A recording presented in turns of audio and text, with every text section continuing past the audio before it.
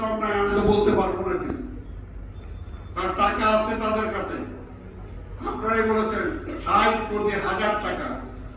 চিন্তা করা যায়, চিন্তা করা যায় এখন পর্যন্ত বাংলাদেশে এই যে টাকা যারা লুটপাট করেছে আজকে পকেট মার নিয়ে দৌড়ায়, আর টাকাতে কোনো খবর নেই।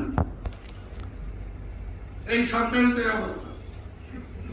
এই জন্য বলবো যে আজকে সবগুলো সেক্টর দেখেন একে একে বাংলাদেশটা 50 বছরে দাঁড়াইতে পারে না। কেন দাঁড়াইতে পারে না?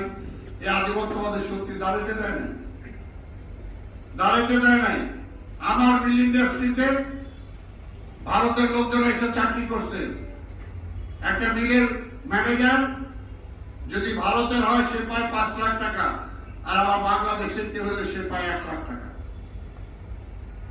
এই যে বৈষম্য ছিল, আমার ছেলেমেয়েরা যারা শিক্ষিত তারা চাকরি পায় না, অথচ আমার অর্থনীতির উত্তরজনক তারা আমার দেশ থেকে টাকা পয়সা নিয়ে যাচ্ছে চাকরির নামে, যেটা তারা এবার ট্যাক্সও দেয়।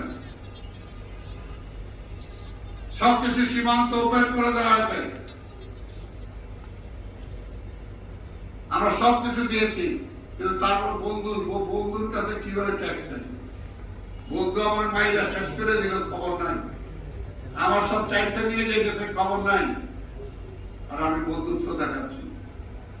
এর জন্য বলবো যে আজকে এগুলো যারা হইতে দিতে চায় না, তারা চায় না, কেন চায় না, কতদিন ধরে চায় না, এই জিনিসটা বুঝতে হবে।